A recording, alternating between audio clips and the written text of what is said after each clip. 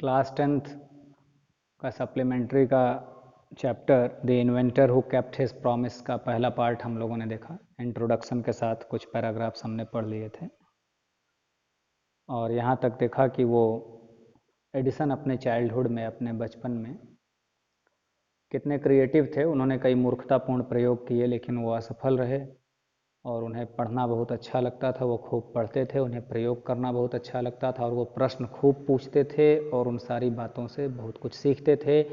Observation बहुत अच्छा करते थे। क्रिएटिव आदमी के लिए ये सब होना आवश्यक है। अगर आदमी ऑब्जर्व नहीं करेगा तो चाहे वो कविता लिखे, कहानी लिखे, नावल लिखे या किसी नई चीज़ को खोज करे, कभी नहीं कर सकता। जैसे ऐसे ही समझ लो कि सेब न्यूटन के पहले भी नीचे गिरता रहा होगा, जेम्स वॉट के पहले भी पतीली का ढक्कन खड़खड़ाता रहा होगा भाप से, लेकिन लोगों ने ऑब्जर्व नहीं किया ना। जिन्होंने किया उन्होंने एक नई चीज़ की खोज की। खैर, हम आगे चलते हैं।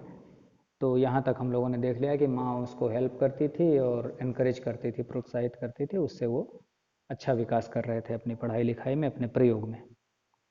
After some time, Edison found that he needed more money to carry on his experiments.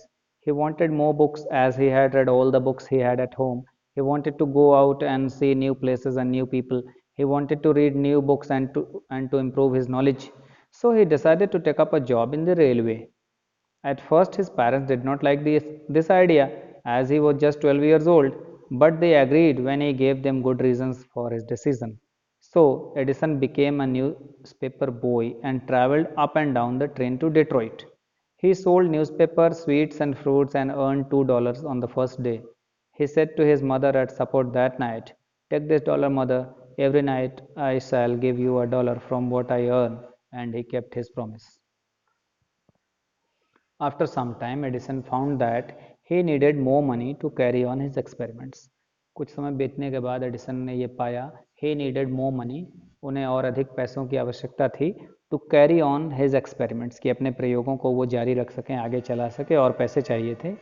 He wanted more books as he had read all the books he had at home. और घर पे जो भी बुक्स थी सब पढ़ चुके थे, तो he wanted more books, उन्हें और अधिक किताबें चाहिए थी, पुस्तकें चाहिए थी. He wanted to go out and see new places and new people.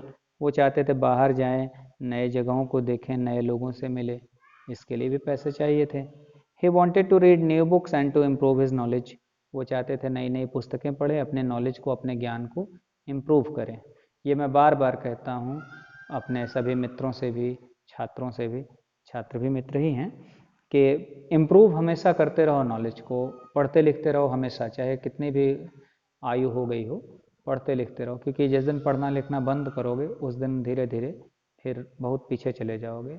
हमेशा अपडेट. तो वो देखो इम्प्रूव करना चाह रहे हैं और अभी ताज्जुब होगा कि कितनी आयु थी इनकी, ये देखना अभी. So he decided to take up a job in the railway. तो उन्होंने निश्चय किया कि रेलवे में एक नौकरी कर लूँ. अब ये तब का समय था कि जब नौकरियां बड़ी आसानी से मिलती थी, लोग करने नहीं जाते थे. जॉब बड़ी इजीली अवेलेबल थी. अब नहीं कि रेलवे की नौकरियों के लिए लोग तैयारी करते हैं 10-10 साल, तब भी सिलेक्शन नहीं होता, लोग घूस देते हैं उसी के लिए. तब ये समय था कि लोग आसानी से जाते थे, भर्ती हो जाते थे. मेरे दादाजी भी बताते थे उस समय वो फैक्ट्री छोड़कर भाग जाते थे, वो क्रेन चलाया करते थे, तो लोग उनको खोजते हुए मालिक तक आते थे कि भाई ये पुराने हैं, जानकार हैं. तो नौकरियाँ थोड़ी सी अधिक अवेलेबल थी. तुम लोग भी अपने आसपास पता करोगे तो बूढ़े लोग बताएंगे कि उस समय लोगों को जो है कि कई चीज़ें ऐसी थीं कि मिलती थी नौकरियां, सरकारी नौकरियां मिलती थी और वो लोग करते नहीं थे. वो थोड़ा सा डिस्टरबेंस हुआ, वो सर आ गए थे, आशीष सर मैथ्स वाले, उन्हें कुछ प्रॉब्लम थी वो पूछने के लिए. तो मैं बात कर रहा था कि उन्होंने निश्चय किया कि एक रेलवे में नौकरी कर लेंगे. तो नौकरियां उस समय आसानी से मिलती थी. At first his parents did not like this idea as he was just 12 years old.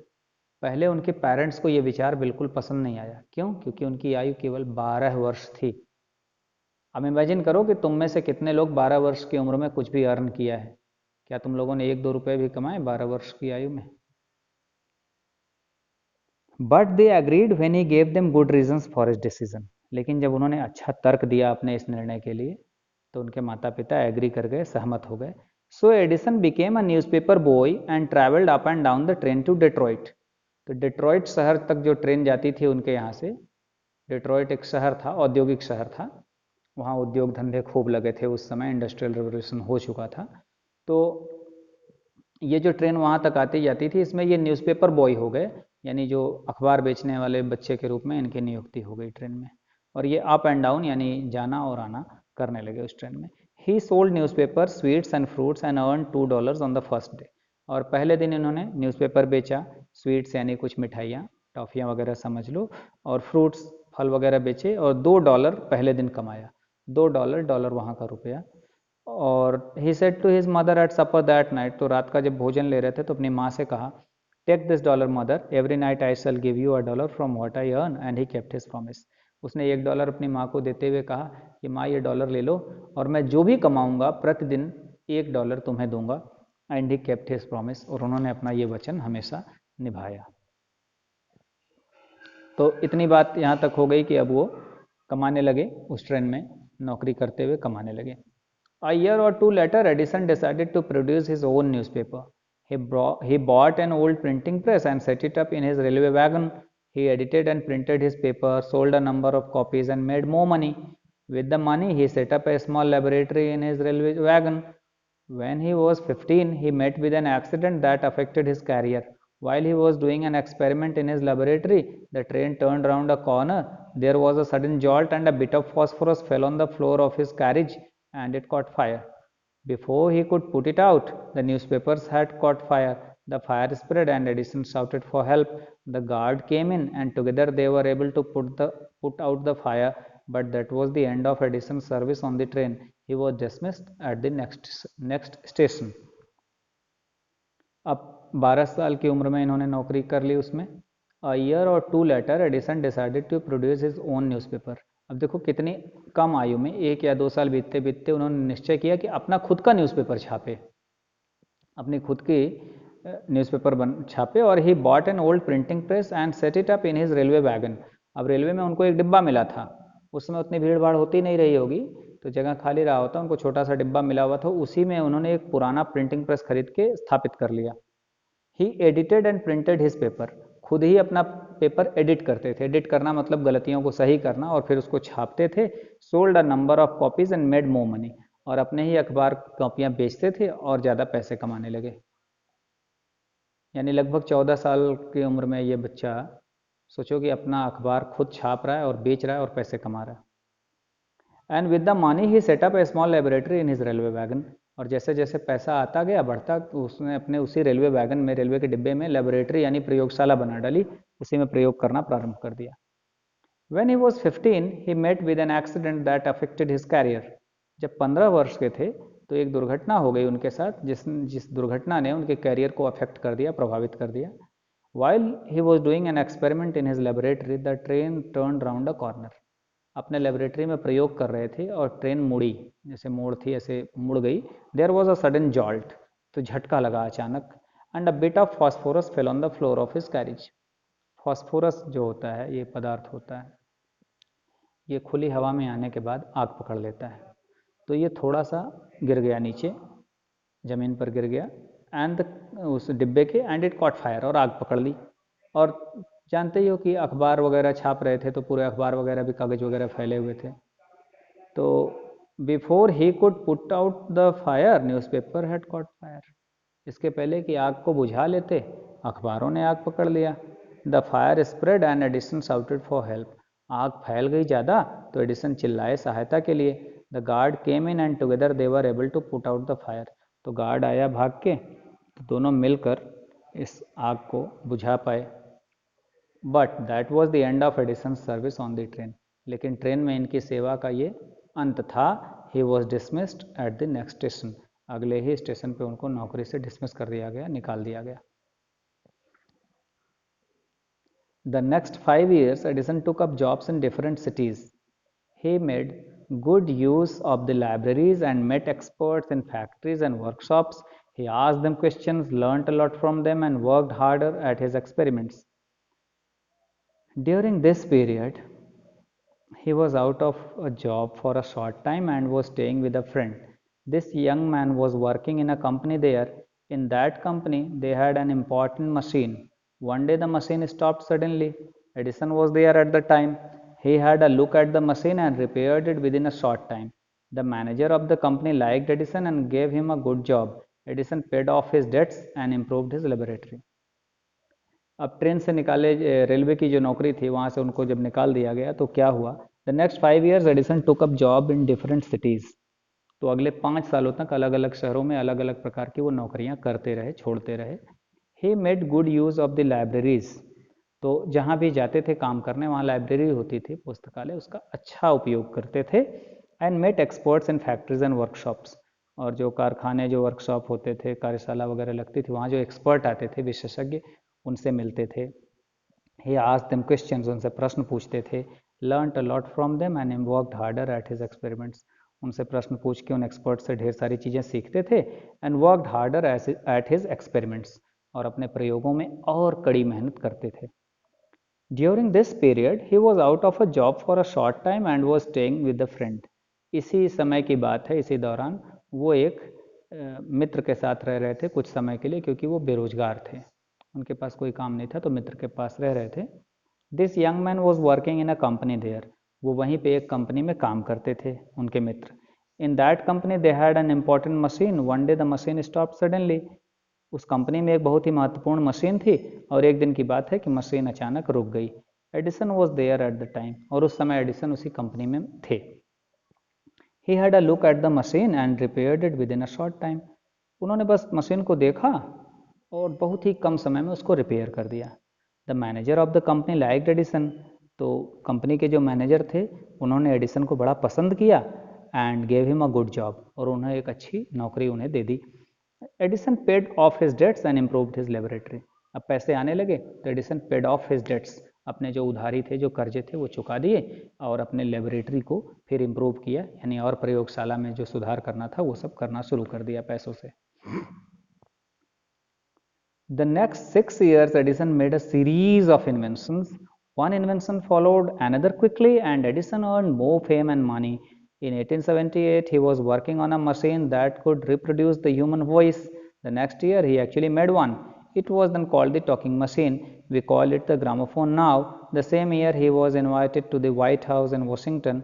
That is the name of the house where the President of United States of America lives. Edison went there to show his new machine to the president. This made him famous all over America. Now he was successful and prosperous. He owed all this to his mother's help and encouragement and to his own hard work. अब देखो background तैयार हो गया, इतने सालों से वो लगातार मेहनत कर रहे हैं, प्रयोग करते जा रहे हैं।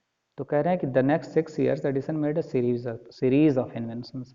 अगले 6 साल लगातार इन्वेंशंस करते चले गए, यानी एक खोज के बाद दूसरा खोज करते चले गए। सीरीज यानी क्रम से। One invention followed another quickly and Edison earn more fame and money. एक इन्वेंशन के बाद जल्दी से दूसरा आविष्कार आ जाता उनका, एक आविष्कार फिर जल्दी ही दूसरा, फिर तीसरा। तो एडिसन बहुत ही फेमस होते गए और पैसा भी दोनों कमाया। फेम यानी प्रसिद्धि भी, धन भी। In 1878 he was working on a machine that could reproduce the human voice। और 1878 में वो एक ऐसी मशीन बना रहे थे, उस पर काम कर रहे थे जो मनुष्य की आवाज़ को फिर से सामने ला सके।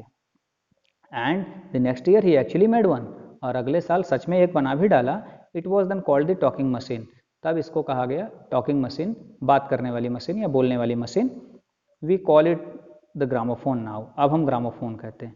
अब मतलब अब नहीं कहते, जब ये चैप्टर लिखा जा रहा था तब ग्रामोफोन कहते थे, तब ग्रामोफोन हुआ करता था। पुरानी फिल्मों में देखोगे ग्रामोफोन, या आपने यहाँ दादाजी या परदादा वगैरह से पूछो तो वो बता पाएंगे ग्रामोफोन। इसके बाद वीडियोज़ आए, टेप, मैग्नेटिक टेप वाले कैसेट्स आए, वो थे। और अब तो हर जगह है, अब तो डिजिटल हो गया, तो मोबाइल भी तुम्हारी आवाज़ को रिकॉर्ड करके ज्यों का त्यों, टीवी, रेडियो सब है। तो ये सब प्रारंभ, सोचो ये जो आवाज़, जो ध्वनि है, साउंड है, मनुष्य की कही हुई बात की ज्यों का त्यों रिप्रोड्यूस, इसकी खोज भी एडिसन ने की थी। The same year he was invited to the White House in Washington. उसी साल वॉशिंगटन शहर में व्हाइट हाउस में उनको बुलाया गया। White House is the name of the house where the president of United States of America lives. संयुक्त राष्ट्र अमेरिका के जो राष्ट्रपति हैं वो व्हाइट हाउस में रहते हैं, उनके उस पूरे बिल्डिंग का ही नाम व्हाइट हाउस है, वहाँ बुलाया गया।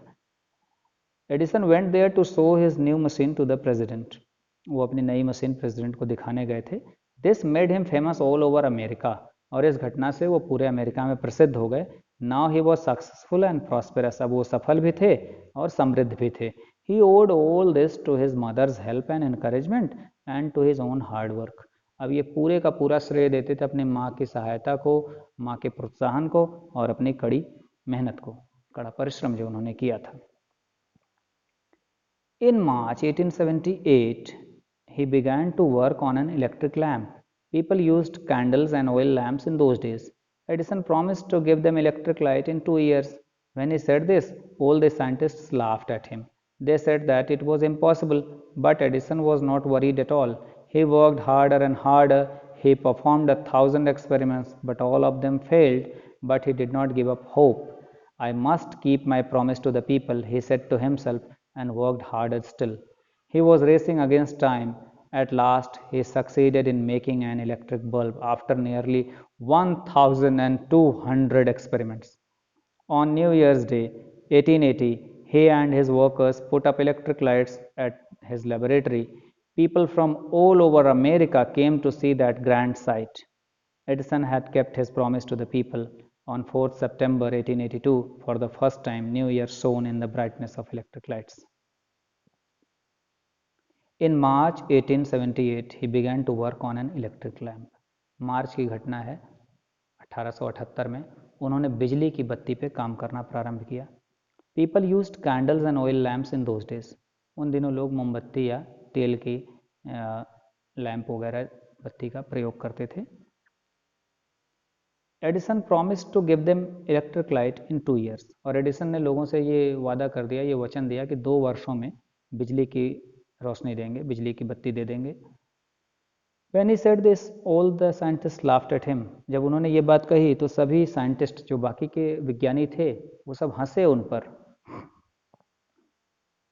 They said it was impossible. उन्होंने कहा कि यह असंभव है, but Edison was not worried at all. लेकिन एडिसन बिल्कुल चिंतित नहीं थे। He worked harder and harder. वो और कड़ी मेहनत कर रहे थे अपने प्रयोग में। He performed 1,000 experiments, but all of them failed. उन्होंने 1,000 प्रयोग किए, 1,000 बार प्रयोग किया, लेकिन सब के सब असफल हो गए। But he did not give up hope. लेकिन उन्होंने आशा नहीं छोड़ा। I must keep my promise to the people. लोगों से मैंने जो वचन दिया है वो मुझे पूरा करना ही होगा। He said to himself. उन्होंने स्वयं से कहा। And worked harder still. और कड़ी मेहनत करने लगे। He was racing against time. वो समय के विरुद्ध दौड़ रहे थे, यानी उस समय लोग ये सोच भी नहीं सकते थे ऐसा संभव है, उसके अगेंस्ट जा रहे थे। At last he succeeded in making an electric bulb after nearly 1,200 experiments. अंत में 1,200 प्रयोगों के बाद वो बिजली का बल्ब बनाने में सफल हो गए। ऑन न्यू ईयर्स डे 1880, यानी 1 जनवरी नए साल के दिन 1880 में, he and his workers put up electric lights at his laboratory. अपनी प्रयोगशाला में वो और उनके कर्मचारियों ने इलेक्ट्रिक लाइट लगा दी। And people from all over America came to see that grand sight. पूरे अमेरिका से लोग आए इस महान, इस शानदार दृश्य को देखने के लिए, पूरे अमेरिका से लोग आए। Edison had kept his promise to the people. Edison ने लोगों से किया अपना वादा निभा दिया था। On 4th September 1882, for the first time, New York shone in the brightness of electric lights. और 4 सितंबर 1882 को पहली बार पूरा न्यूयॉर्क शहर बिजली की बत्ती के प्रकाश में चमक उठा। यानी लगभग सितंबर तक के महीने में इतने बिजली के बल्ब इन्होंने बना लिए कि ये शहर में सप्लाई हो सके, लोगों तक पहुंच सके। अब इस पैराग्राफ को देखो, अभी तक हम लोगों ने ये देखा कि एडिसन बचपन से ही पढ़ने में बड़ी उनकी रुचि थी, प्रयोग करने में रुचि थी, प्रश्न पूछते थे, चीज़ों को ध्यान से देखते थे। अब इस पैराग्राफ में देखो कि वो परिश्रमी कितने अधिक थे। भाई मैं भी अपने आप को कम नहीं मानता, कोई किसी को कम नहीं मानता, लेकिन शायद 1000 प्रयोग एक ही चीज़ के लिए असफल हो और आदमी लगा रहे। 1,200 प्रयोगों के बाद उन्होंने बल्ब बनाया, तो कितने अपने धुन के पक्के थे, अपने वचन को निभाने के लिए वो किस हद तक जा सकते थे। ये कल्पना करो कि कोई जब सफलता मिलती है तो इतनी आसानी से नहीं मिलती, उसके पीछे बड़ा लंबा त्याग होता है, बड़ा लंबा संघर्ष होता है, और इसलिए ऐसी जीवनी को पढ़ना, जानना आवश्यक होता है कि हम इनसे प्रेरित हो सकें। और लास्ट पैराग्राफ हम लोग इसे भी ख़त्म ही कर लेते हैं। Edison served his country during the First World War. He made 40 wartime inventions and was awarded a medal for his service. In 1929, the silver jubilee of the invention of electric bulb was celebrated in a grand manner.